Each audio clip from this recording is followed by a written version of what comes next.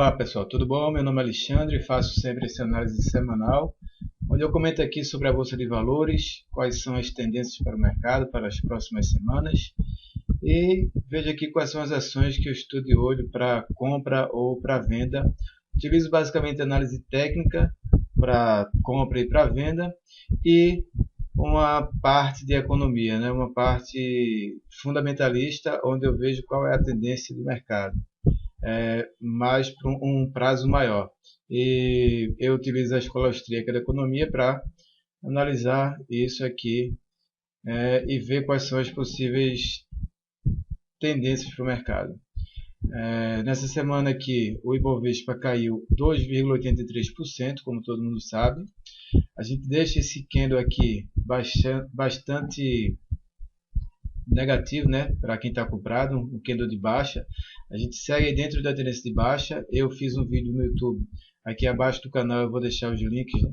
É onde a gente já tinha comentado no mês passado, no ano passado, onde eu fiz um vídeo onde eu acreditava que, né, quais são as razões para a bolsa cair no próximo ano, que é esse ano de 2014, por que eu acredito ainda que a tendência da bolsa é uma tendência de forte baixa.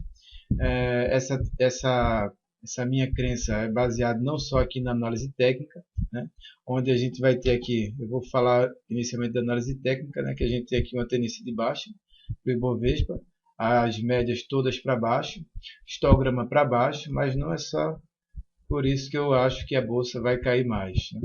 A gente tem aqui um link, né, onde eu vejo aqui o mercado, né, os indicadores da economia brasileira, e a gente tem lá aqui embaixo a oferta monetária. Então, a oferta monetária, né, tanto da base monetária quanto o crédito, vem se expandindo muito nos últimos anos, e isso vai acabar influenciando aqui tem um gráfico com a oferta monetária. Isso vai acabar influenciando o mercado de ações, vai acabar gerando mais à frente, não sei se agora, mas o mercado de ações já está mostrando isso, nessa fraqueza do mercado de ações, na maioria das vezes se deve ao o que a gente está prevendo, que a expectativa futura é de uma possível recessão, uma possível crise, né, na economia. Vale salientar que desde a crise lá de 2008, a maioria das economias aí expandiram fortemente a sua base monetária, e se você estudar aqui um pouco da economia austríaca, deixa eu colocar esse link até aqui em cima, você vai entender aqui, né, como que ocorre aqui os ciclos econômicos. Então a gente vai ter que, historicamente, a maioria dos ciclos econômicos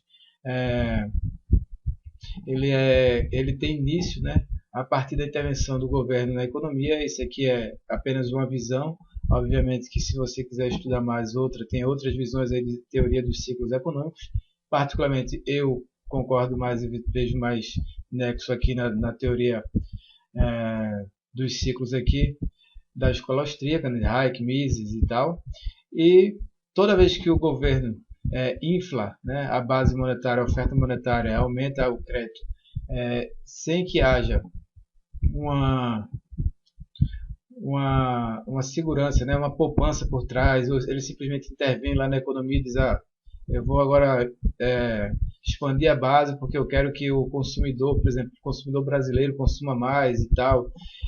Isso acaba gerando desequilíbrio e, obviamente, que quem recebe aquilo ali no começo, as indústrias de bens de capital, vão se beneficiar com isso. E também quando o governo começa a retirar os estímulos monetários, o que pode acontecer aí em 2015 nos Estados Unidos ou aqui no Brasil, como já vem ocorrendo, aumentando a taxa de juros, as empresas que mais sofrem são as empresas do setor industrial, setor de bens de capital. E até que esse equilíbrio seja novamente, né, restabelecido, e aí a gente vai ter uma volta do equilíbrio do mercado, e a gente pode ter uma subida novamente do mercado de ações. Tenho esse Facebook aqui, eu vou investir na bolsa, onde eu coloco sempre aqui as ações que podem gerar compra, as ações que podem gerar venda. Por exemplo, coloco com as operações, por exemplo, Light, que foi comprada aqui, foi vendida aqui, o lucro de 11%. Aqui eu utilizo análise técnica para compras e para vendas, e nessa análise que eu vou fazer agora, que é do Ibovespa, eu vou falar sobre análise técnica. Sugiro a todos que estudem economia para depois não ficarem assustados aí com o que pode acontecer mais à frente.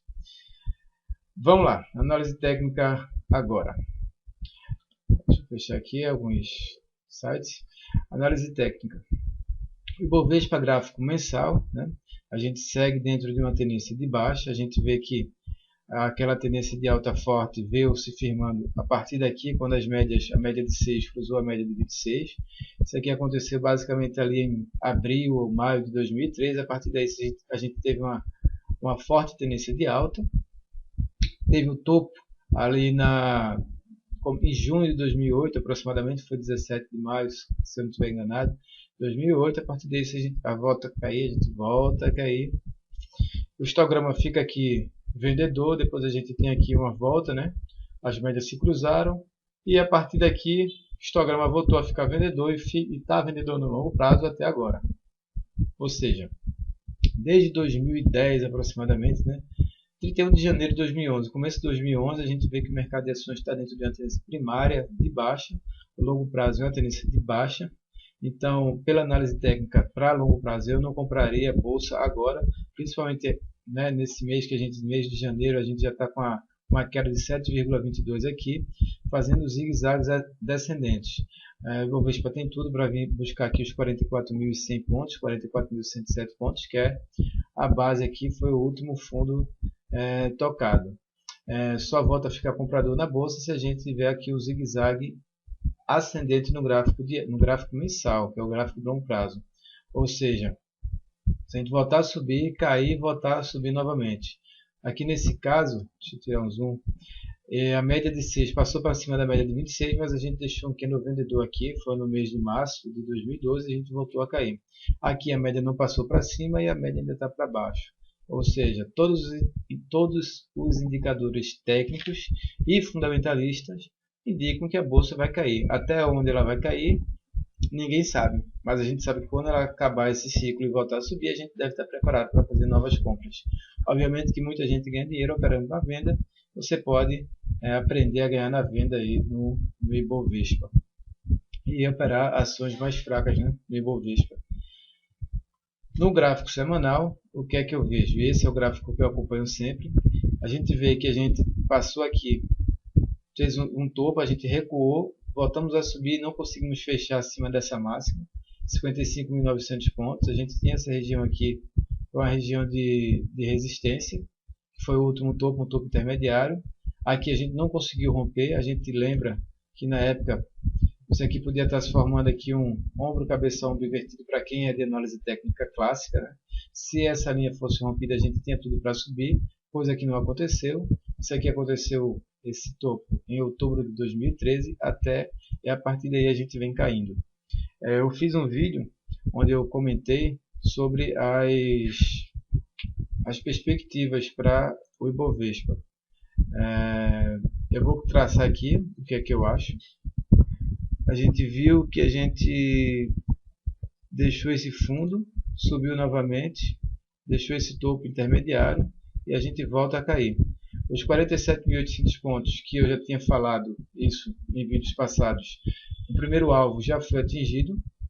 A gente agora busca os 45.146 pontos, que é o segundo alvo de movimentação de Ibovespa, e a partir daí, se a gente perder essa região, a gente tem tudo para buscar os 40.858 pontos, 41 mil pontos aproximadamente. Então, obviamente que o mercado já está muito sobrevendido, a gente deve encontrar aqui algum repique. Caso a gente encontre esse repique, a gente vai traçar aí os alvos de curto prazo. A gente volta a ficar comprador para um repique, né, se o Ibovespa semanal romper a máxima das duas últimas semanas. Por exemplo, aqui nesse mês a gente teve um topo, né, foi 31 de maio, a gente cai, tem uma queda bastante intensa, que foi essa queda aconteceu naquela época lá das manifestações de junho, né? A gente deixou um fundo aqui em 5 de julho, comecinho de julho, e a partir daí a gente subiu. Eu fiquei comprador nesse candle aqui da semana finalizada no dia 19 de julho, porque o candle conseguiu romper a máxima das duas últimas semanas.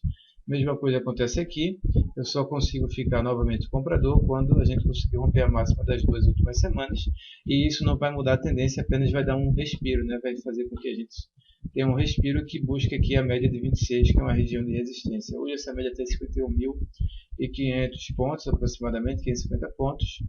Portanto, a tendência para o Ibovespa é continuar a queda, principalmente se a gente perder a mínima dessa semana em 47.493 pontos, onde a gente deve buscar aqui os 45.146 pontos. Então, para quem está comprado, sugiro aí ter cautela, principalmente nos seus stops, né? No gráfico diário, a gente está trabalhando aqui dentro de um canal de baixa. Eu vou tirar essas linhas aqui para a gente ter a visualização desse canal. Então eu vou fazer aqui um canal, deixa eu colocar aqui um canal de baixa. Pronto. Aproximadamente a gente tem esse canal aqui, que a gente está trabalhando, né? A gente deixa um topo, deixa esse topo aqui, o topo abaixo do topo anterior, a gente deixa um fundo acima do fundo anterior, e a gente vem aqui, né, trabalhando aqui na parte superior do canal, e agora a gente tem tudo para vir buscar aqui a base do canal, que está naquela região dos 45.000, 46.000, que é uma região que eu falo que é o próximo alvo, que é a próxima retração de Fibo. A gente está trabalhando em cima do segundo alvo, né, que é o alvo de 100% de Fibo. Para quem não entende muito de Fibonacci, o que é que acontece? A gente tem, deixa eu tirar essas linhas aqui, a gente tem o que? Toda essa perna aqui de baixa, a gente expande ela para baixo, e é essa movimentação provável que o Ibovespa deve fazer. Ou seja, desde esse último topo, aqui em 56.720 pontos, até esse último fundo. E como é que eu sei o que é o topo e o que é o fundo para mim? Para mim, topo e fundo, tem o topo intermediário e tem o fundo intermediário, mas o topo principal e o fundo principal eu traço a partir do estocástico aqui. Então, desde esse último topo, que foi quando o estocástico estava na sobrecompra, até esse último fundo, que foi quando aqui o estocástico ficou na sobrevenda, eu traço aqui, isso aqui é uma perna de baixa para mim. É desde a sobrecompra do estocástico até a sobrevenda, a partir daí eu traço as expansões. Então, a expansão de Fibo de toda essa movimentação de baixa, expandida a partir daqui, desse último topo intermediário, vai dar aqui aproximadamente 45.000 pontos. Então, é isso que eu espero para o Ibovespa.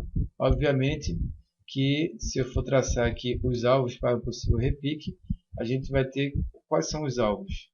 São as retrações de Fibo, desde esse último topo intermediário até esse último fundo. Então, eu tenho como alvo aqui os 49.300 pontos aproximadamente, que é a retração do 382 de Fibo. Então, se na próxima semana a gente tiver um repique, a gente tem essa região aqui no curto prazo como resistência, 49.246 pontos, e essa região aqui continua sendo o suporte principal, que se for perdido leva os preços para os 45.000 pontos.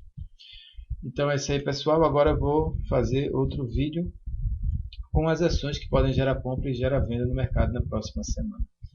Clica aí, eu vou investir na bolsa, no Facebook, e curta, né, e continue estudando o mercado de ações. É isso, até mais.